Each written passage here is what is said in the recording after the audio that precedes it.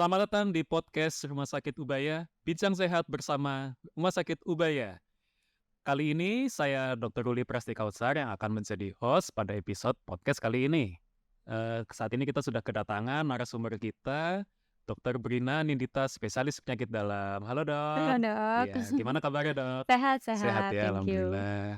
Ya, jadi Dr. Brina ini adalah spesialis penyakit dalam yang saat ini sudah praktek di Rumah Sakit Ubaya. Jadi untuk podcast kali ini, Dok, kita ini mau membahas tentang judulnya Gaya Hidup Pas Hindari Obesitas. Oke. Jadi kan kayaknya obesitas nih kayaknya lagi topik yang masih Hangat ya, hangat dok. di semua masyarakat ya. Di masyarakat kali ini kan banyak banget obesitas. Nah, mungkin kita akan membahas obesitas sampai tuntas di episode podcast kali ini. Oke. Jadi sebenarnya apa sih dok? Mau tanya nih, kira-kira yang dikatakan obesitas itu apa gitu maksudnya obesitas? Oke, jadi obesitas ini sebenarnya bukan suatu penyakit dok ya. Jadi bukan suatu diagnosis atau suatu penyakit, tapi obesitas ini adalah suatu kondisi gitu. Yang oleh WHO dikatakan adalah kondisi di mana energi atau kalori yang masuk itu lebih besar daripada energi atau kalori yang keluar gitu. Nah, obesitas ini adalah satu kondisi yang sering sekali menjadi faktor resiko untuk penyakit-penyakit kronis ya. Mungkin masyarakat tahu seperti darah tinggi atau hipertensi, kencing manis atau diabetes yang semuanya itu dapat menyebabkan gangguan metabolik ya gitu. Jadi bisa menyebabkan penyakit yang kronis dan cukup berat gitu. Oke, jadi obesitas itu sebenarnya kondisi ya, Betul. bukan penyakit. Jadi dia bisa menjadi penyakit-penyakit lainnya seperti Betul, itu dia ya dok. faktor resiko gitu Faktor ya dok ya resiko. kalau Oke. kita bilangnya.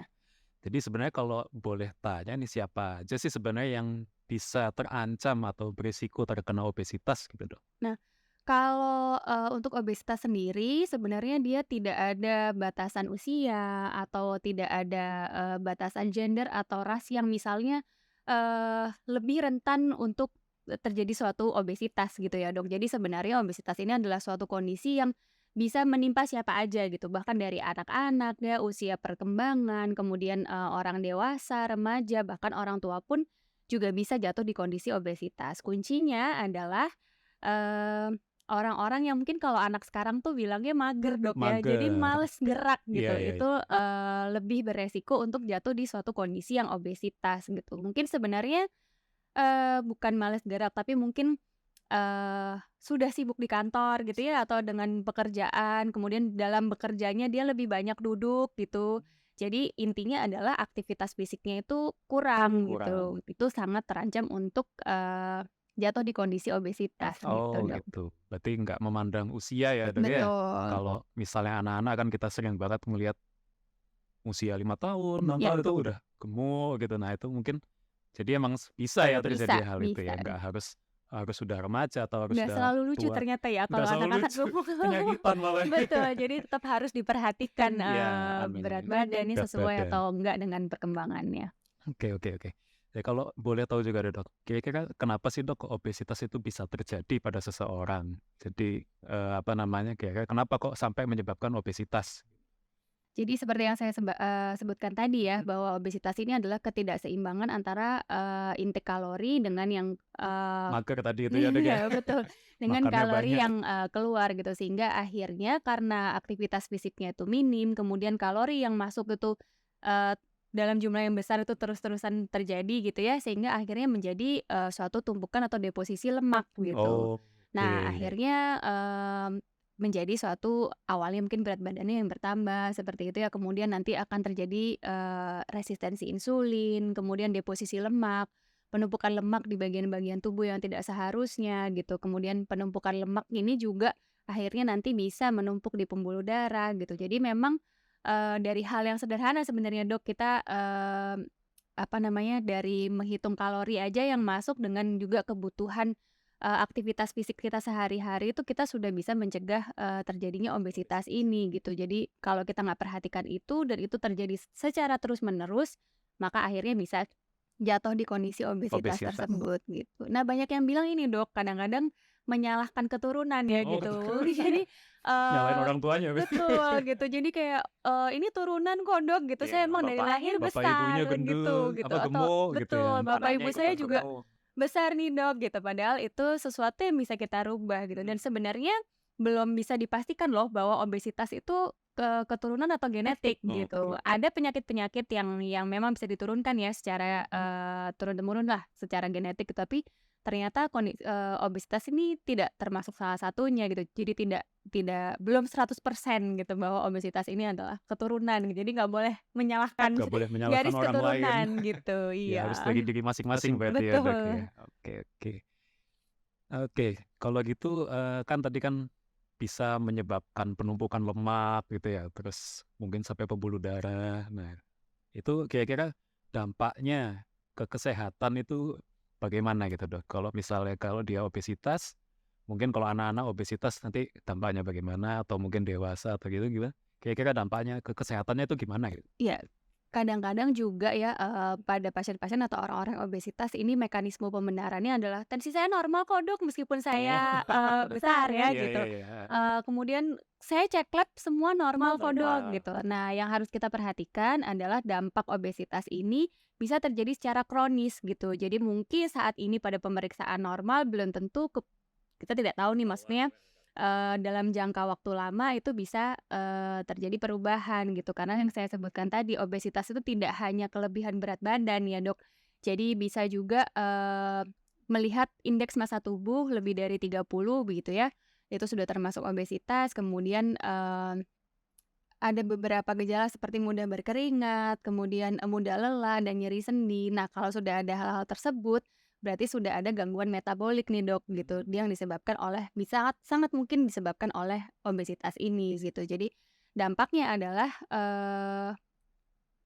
kita bisa menyebutkan bahwa obesitas ini membuat tubuh kita dalam keadaan inflamasi atau mungkin bahasa alamiah radang ya, begitu. Karena saat terjadi obesitas ini terjadi yang saya sebutkan tadi ya, resistensi insulin, penumpukan lemak seperti itu di pembuluh darah, di saraf-saraf tepi sehingga tubuh ini dalam waktu yang lama dia dalam kondisi radang atau inflamasi yang nantinya bisa menjadi jatuh pada kondisi diabetes karena insulinnya tadi sudah resisten, ya tidak bisa bekerja sebagaimana mestinya, akhirnya tidak bisa memetabolisme gula. Nah, akhirnya bisa jatuh dari kondisi, diabetes. Kemudian lemak-lemak ini bisa menumpuk di pembuluh darah gitu ya, yang paling sering, di arteria ya gitu. Jadi kalau, tiba-tiba, kayaknya sehat-sehat aja tapi ternyata tiba-tiba serangan jantung gitu. Nggak punya darah tinggi tapi tiba-tiba serangan jantung. Nah, itu bisa disebabkan oleh penumpukan lemak di pembuluh darah tersebut gitu.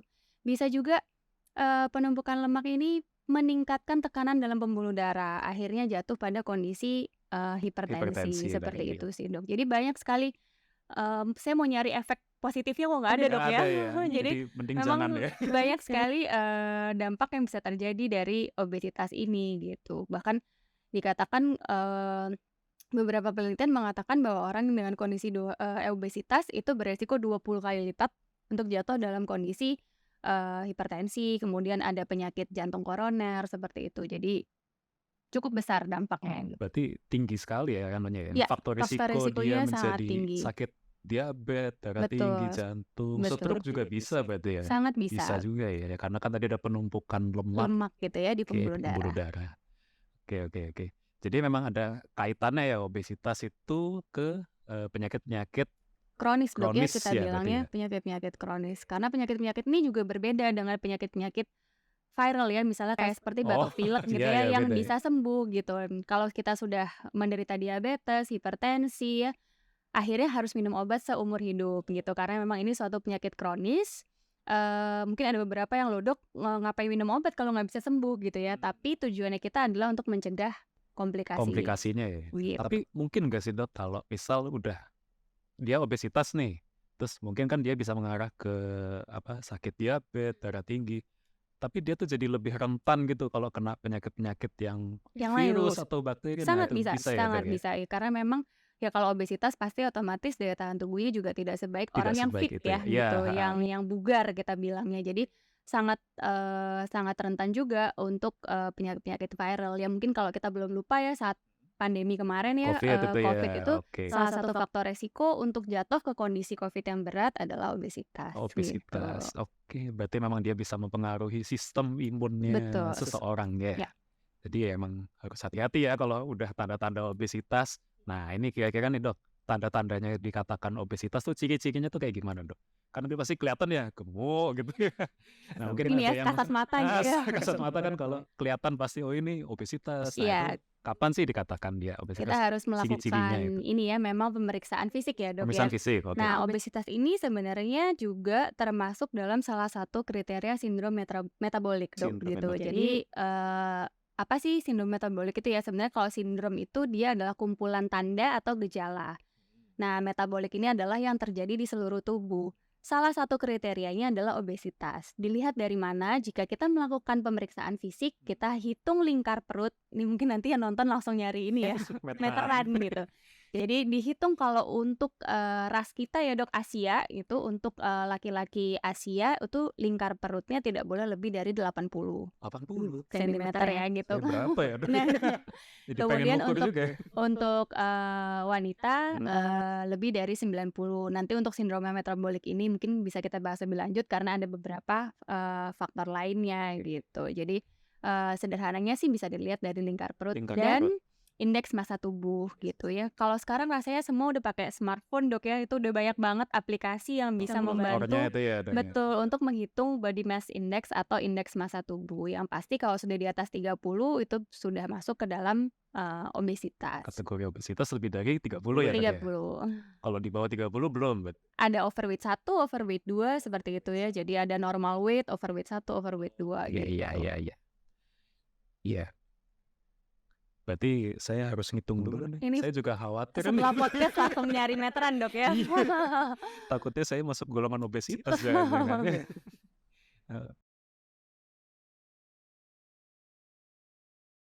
Oke, sekarang kita lanjut membahas tentang mungkin tadi sempat nyinggung masalah sindrom metabolik ya, Dok. Mungkin kan orang awam atau apa mungkin masih belum paham ya, apa sih sindrom metabolik? Tadi kan sempat dibahas sedikit, sindrom kan kumpulan beberapa. Nah, jadi sebenarnya apa sih, Dok? Mungkin bisa dijelaskan lagi gitu lebih detailnya sindrom metabolik itu apa? Jadi obesitas ini tadi lekat, Dok, ya kaitannya dengan sindrom metabolik. Nah, sindrom metabolik ini juga dia bukan suatu penyakit. Sindrom itu artinya adalah kumpulan tanda atau gejala gitu. Jadi memang sindrom metabolik ini adalah tanda dan gejala yang kita dapatkan dari hasil pemeriksaan fisik, Dok. Oleh International Diabetes Federation itu yang dipakai adalah kriterianya yang utama adalah lingkar perut seperti yang saya jelaskan tadi. Untuk Jadi obesitas tadi ya, Dok, ya? betul. Jadi untuk laki-laki Asia lingkar perutnya tidak boleh lebih dari 80 cm. 80. 80. Oke. Dan untuk wanita Asia tidak boleh lebih dari 90 cm. Kemudian ada beberapa faktor, ada 4 faktor yang dapat menjadi kriteria untuk sindrom metabolik, Dok. Jadi yang pertama adalah trigliserid ya. Ini sering banget lah orang-orang kalau medical check up ya, periksa kolesterol. Betul, salah satunya adalah kadar trigliserid. Nah, pada sindrom metabolik ini tidak boleh lebih tinggi dari 150, Dok. Oh, 150. Gitu ya. Kemudian yang kedua adalah HDL. Jadi yang dipakai adalah HDL bukan LDL-nya ya. HDL ini adalah asam lemak yang baik. Jadi Asam lemak baik. sebenarnya kita juga perlu asam lemak yang baik ya, Dok, ya. Baik itu untuk nutrisi, untuk mengangkut vitamin juga gitu. Nah, pada sindrom metabolik ini kadar HDL-nya di bawah 40, Dok, gitu. Jadi berarti rendah. harusnya lebih banyak ya, Betul, karena kan jadi lemak baik lemak ya baik istilahnya. gitu. Jadi boleh banyak Oke. gitu. Kemudian gula darah puasa, Dok. Gula darah puasanya lebih dari 100 gitu. Lebih tinggi dari 100 Oh, berarti kalau lebih nilainya. tinggi malah Masuk ke masuk dalam ke sindrom metabolik. metabolik gitu. Dan kemudian adalah tekanan darah sistolik atau yang atas ya, mungkin orang awam biasanya nyebutkan itu lebih tinggi dari 130. Kemudian tekanan darah diastoliknya lebih tinggi dari 85. Jadi tadi yang pertama adalah lingkar perut ditambah 2 dari 4 faktor yang saya sebutkan tadi itu masuk ke dalam sindrom metabolik. Sebenarnya angka-angka yang digunakan di sini itu adalah suatu kondisi prediabetes atau prehipertensi, Dok, gitu. Jadi kalau kita tahu salah satu kriteria untuk mendiagnosis diabetes adalah gula darah puasa lebih dari 126. Nah, pada sindrom metabolik dia menggunakan angka 100 gitu. Juga untuk hipertensi, Dok, ya, kalau saya nggak salah 140, Dok, ya. Ya, 140 per 85 ya. juga. Jadi di sindrom metabolik ini tekanan darah sistolnya tidak boleh lebih tinggi dari 130. Jadi bisa dibilang sebetulnya sindrom metabolik ini adalah warning Ya, sign. betul dong. Ya gitu. Jadi kalau misalnya ada yang kondisinya sudah seperti itu, wah ini berarti saya sudah harus waspada dengan apa yang saya konsumsi gitu ya, dengan kebiasaan sehari-hari saya gitu, karena ini sudah merupakan warning sign nih gitu, saya bisa jatuh di kondisi diabetes atau hipertensi Iya, iya, gitu iya. sih Dok. Berarti memang harus cek berkala ya Dok ya. Betul, Karena kan betul. kalau cek trigliserid, terus dia Perlu persiapan gula, juga ya, harus harus puasa, puasa juga ya Dok betul ya. betul. Jadi memang perlu cek secara berkala sih Dok. Gitu. Berapa Dok biasa? Normalnya sih sebenarnya kalau untuk usia muda tanpa faktor resiko 6 bulan sekali, terus 6 setahun bulan sekali sekali, itu setahun cukup sekali kok gitu. boleh ya. Ya, kalau misalnya ada faktor resiko, misalnya nih ya Dok, merokok atau misalnya ada kebiasaan minum alkohol atau memang punya orang tua atau garis keturunan yang memiliki diabetes, kemudian darah tinggi gitu ya, cek lebih rutin nggak masalah, 6 bulan sekali, jadi setahun 2 kali mau cek nggak masalah. Termasuk Gitu. obesitas juga ya Dok ya. Kalau udah Betul. obesitas ya harus mulai Harus, diperhatikan tuh ya iya. cek-ceknya itu. Iya, Takutnya betul. lebih jatuh ke sindrom metabolik tadi, nanti bisa sampai ke penyakit-penyakit Penyakit-penyakit yang gitu ya. Oke. Nah ini mungkin apa ya Dok ya, bahas tentang penderita sindrom metabolik. Nah itu kan kalau dia seperti apa gitu, mungkin tadi kan udah dijelaskan kayak cek-cek anunya. Mungkin kira-kira ada gejala khusus nggak Dok? Mungkin misal jadi gampang mudah lelah atau gimana, itu gimana Dok? Kalau gejala khusus sih sebenarnya nggak ada Dok ya, tapi secara umum saja baik seperti yang saya katakan tadi juga pada pasien obesitas itu tidak hanya indeks massa tubuh atau berat badan saja yang berlebih, tapi dia juga mudah berkeringat Mudah ya, berkeringat itu nyeri ya. sendi Nyeri gitu, sendi. mudah lelah seperti itu. Jadi kalau gejala khusus seperti misalnya demam atau apa gitu nggak ada sih Dok. Baik pada sindrom metabolik pun dia nggak ada gejala khusus, tapi ya yang umum terjadi itu jadi mudah lelah gitu ya, sulit konsentrasi gitu, mudah mengantuk loh kok jadi banyak. Jadi Kok saya jadi kayak kayak gitu Dok gitu. oh gitu. Jadi mulai kepikiran ya, saya juga gampang ngantuk gitu, Gitu, jadi udah lelah. sulit konsentrasi Sulit itu bisa aja konsentrasi karena juga nggak bisa ada ya. gejala khusus atau mungkin orang kalau ini ya seringnya linu-linu Dok gitu. Saya Oh. linu-linu kayaknya kolesterol nih Dok. Jadi sebenarnya itu bukan suatu kalau linu-linu pasti kolesterol tuh enggak Dok. Nggak Jadi ada itu yang umum aja spesifik gitu ya, terjadi. Jadi heeh. nggak ada yang spesifik sih gitu. Oke. Iya ya. Nah, gini Dok, misal kalau tentang sindrom metabolik itu kita kira-kira mencegahnya gimana nih Dok? Cara menghindari supaya nggak sampai kita dalam kondisi sindrom Jatuh, metabolik, ya terjatuh gitu. ke sini. Sebenarnya kalau cara menghindarinya itu gampang-gampang sulit sih Dok gitu ya. Gampang-gampang Apalagi sulit. untuk usia produktif yang masih mungkin kerja gitu ya. Iya. Karena begini, kita harus memperhatikan asupan kalori yang kita konsumsi sehari-hari. Kalau misalnya kita hitung indeks massa tubuh kita masih normal begitu ya, jadi kita tidak perlu melakukan pembatasan kalori. Itu kurang lebih kita bisa menghitung nih, saya butuh dalam 1 hari itu berapa sih kalori saya gitu ya. Jadi rumusnya kan kurang lebih 30 kalori dikali kilogram berat badan, itu nanti ketemu angka berapa, itu adalah kebutuhan kalori untuk 1 hari gitu, yang bisa dibagi ke 3 kali makan gitu ya.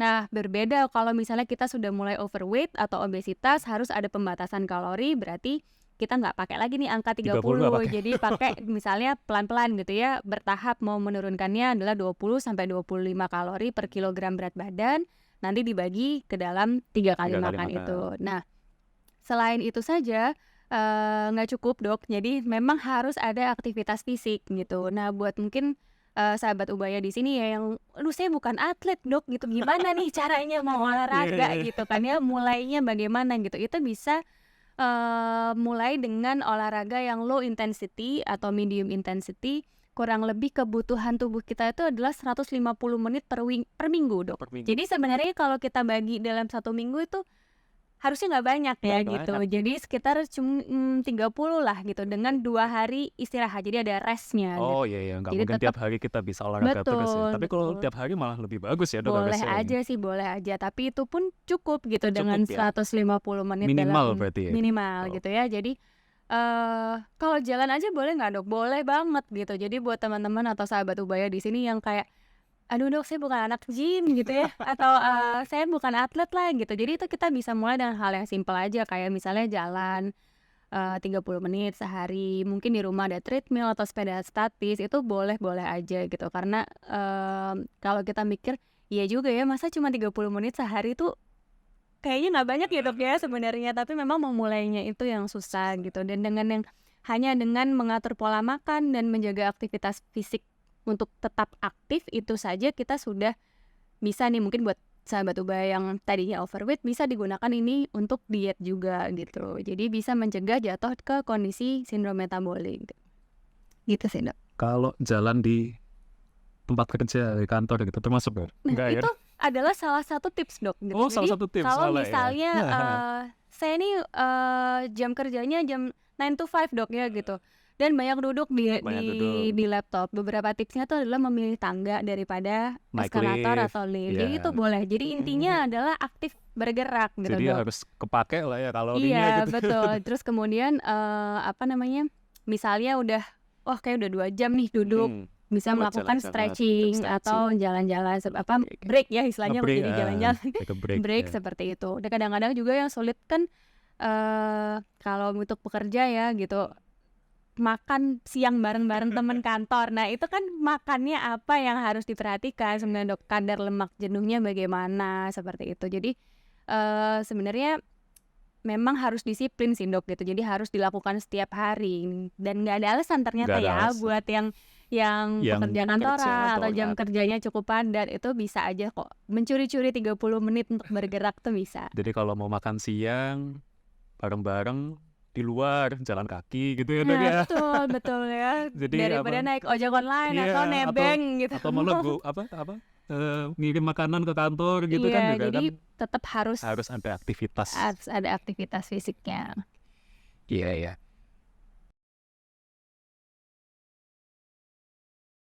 Nah, ini mungkin dok, mungkin pertanyaan yang sering ditanyakan ya, mungkin sahabat ubaya juga menanyakan. Kira-kira ada nggak sih dok cara cepat supaya kita bisa kurus gitu, supaya nggak obesitas? Kan biasanya kan sering tuh di mesos-mesos, Ya. pakai obat apa. Nah itu ada nggak dok sih? Sebenarnya bisa nggak sih kayak gitu tuh? Oke. Sebelum saya menjawab itu ada satu tagline ya yang saya selalu amini, nothing good comes easy dok gitu. Jadi saya tidak menyarankan untuk obat-obatan apapun itu bentuknya ya, baik dalam bentuk suplemen atau obat-obatan herbal atau apapun itu yang dapat menurunkan berat badan secara instan. Kenapa? Karena satu, untuk baik itu obat, suplemen atau apapun itu harus melakukan uji klinis dulu dok ya gitu. Jadi memang sudah terbukti atau belum bahwa obat ini menurunkan berat badan seperti itu. Itu semua harus ada penelitiannya. Kemudian yang kedua, jangan lupa bahwa semua obat-obatan itu memiliki efek samping dan komplikasinya gitu. Jadi harus hati-hati dalam menggunakan obat yang menjanjikan gitu ya, cepat kurus Promosinya gitu ya. dok ya. Hati-hati, harus diperhatikan efeknya ke ginjal, efeknya ke jantung, efeknya ke liver gitu. Daripada cepat kurus tapi nanti ginjalnya bocor atau apa, lebih baik kita menggunakan cara yang pelan, sehat tapi pasti, dan juga tidak mudah rebound dok gitu. Jadi rebound itu balik lagi gitu ya dok ya. Kok saya udah kurus ternyata begitu berhenti nih minum obatnya dok kok cepet banget baliknya. Karena sebenarnya yang mau diterapkan dalam gaya hidup sehat itu adalah kedisiplinan kita. Sehingga kalau kita sudah terbiasa hidup disiplin, mengatur kalori yang masuk, jenis makanan yang kita pilih, terbiasa bergerak dan berolahraga, akhirnya itu bukan menjadi suatu keharusan lagi, tapi menjadi tabiat aja sehari-hari dok Udah gitu. kebutuhannya Jadi berarti ya. sudah kebutuhannya, malah kalau olahraga nggak enak ya, malah sakit semua gitu. Jadi ada yang bilang juga nih dok, kalau kita ingin membuat suatu kebiasaan baru, lakukan selama 90 hari. 90 hari Terus menerus 3 bulan. Jadi setelah itu kamu nggak akan merasa bahwa itu adalah suatu keharusan lagi. Itu sudah menjadi bagian dari hari-harimu aja gitu. Berarti kembali ke mindset lagi. Betul, mindsetnya harus diubah gitu. Harus diubah. Jadi nothing good come easy tadi benar. Iya. Nggak ada yang instan. Semua harus ada. Betul. Usaha pengorbanannya juga ya. Betul. Untuk sehat nih. Tapi pengorbanannya untuk sesuatu yang baik kok gitu. Oke. Terus mungkin lagi ada pertanyaan lagi nih, mungkin juga sering ditanyain juga ya. Misal kalau udah periksa nih dok ya, terus hasilnya tuh mepet-mepet Nilainya ya, tinggi, nilainya angka-angkanya mepet-mepet ya. tinggi. Nah, itu harus minum obat kah dok? Terus atau misalnya kalau nanti minum obat tuh kira-kira berapa lama ya? Apa harus seumur hidup atau gimana? Nah, itu gimana dok? Jadi secara teori, dok ya, pengobatan lini pertama, baik itu pada prediabetes ataupun prehipertensi, sekalipun pada diabetes dan hipertensi, lini pertamanya itu adalah balik lagi ke lifestyle, gitu. Kalau dengan lifestyle itu nilainya tetap tinggi, baru kita mulai dengan obat-obatan seperti itu. Nah, kalau misalnya suatu contoh kasus misalnya pasien datang nilainya mepet semua nih, tingginya mepet, trigliseridnya mepet, tensinya mepet, kita adviskan dulu untuk perubahan gaya hidup. Kita evaluasi setelah 1 bulan, kalau nilainya tetap tinggi, kita mulai kombinasi antara lifestyle dengan obat-obatan gitu. Nah, nanti ini terus nggak dok minum obat-obatannya? Harus balik kontrol lagi Berarti gitu. harus Jadi untuk dipantau kita ya dok ya. evaluasi bagaimana responnya, mencapai target atau tidak gitu. Kalau tidak mencapai target, ya berarti obat-obatannya harus diminum secara rutin dan terus-menerus gitu. Kalau misalnya mencapai target, mungkin kita bisa turunkan dosisnya pelan-pelan, kemudian hanya mempertahankan lifestyle itu aja. Jadi kondisinya sangat tergantung masing-masing pasien sih dok gitu. Jadi nggak harus yang semua minum obat gitu juga enggak gitu. Jadi Jadi tetap harus kembali sangat individual. kembali ke Betul. penderitanya tadi itu ya dok ya. Harus ada lifestyle-nya harus diubah, makanannya dijaga, Betul. aktivitas fisik juga harus ya dok ya. Jangan lupa berhenti merokok, Berhenti merokok hindari juga. alkohol Hindari seperti alkohol. Itu semua lifestyle, nggak Iya. hanya makanan aja Nggak hanya gitu. makanan dan olahraga ya. Iya. Oke, mungkin sekian dulu kita kesimpulannya ya dok ya dari pembahasan episode podcast kali ini.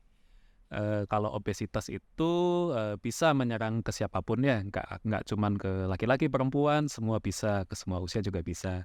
Dan yang paling penting harus olahraga, menjaga makanan, dan hati-hati juga apabila kalau sudah didapatkan tanda-tanda obesitas dengan mungkin indeks massa tubuhnya lebih dari 30 dan lingkar perutnya juga sudah melebihi batasnya, itu harus apa ya istilahnya, warning sign-nya ya dok ya. Betul. Warning sign kalau jangan sampai kita jatuh ke kondisi sindrom metabolik, karena sindrom metabolik, obesitas itu merupakan faktor risiko ke penyakit-penyakit kronis lainnya seperti diabetes, darah tinggi, jantung, dan lain-lainnya. Oke, gitu ya dok ya. Betul dokter. Oke, berarti mungkin sekian aja dari episode podcast Bincang Sehat bersama Ubaya. Terima kasih kepada Dr. Brina, spesialis penyakit dalam yang sudah menyempatkan waktunya untuk hadir. Ya, kita ngobrol-ngobrol kayak gini ya dok ya, supaya untuk kepada sahabat Ubaya supaya lebih mendapatkan edukasi, supaya menjadi lebih sehat lagi. Oke, mungkin apabila sahabat Ubaya mau pemeriksaan, mungkin tadi kan sudah dijelaskan ya, ada cek gula, cek kolesterol dan lain-lain, itu bisa juga dilakukan di Rumah Sakit Ubaya. Kita sedia pelayanan medical check up dan pemeriksaan lab lainnya.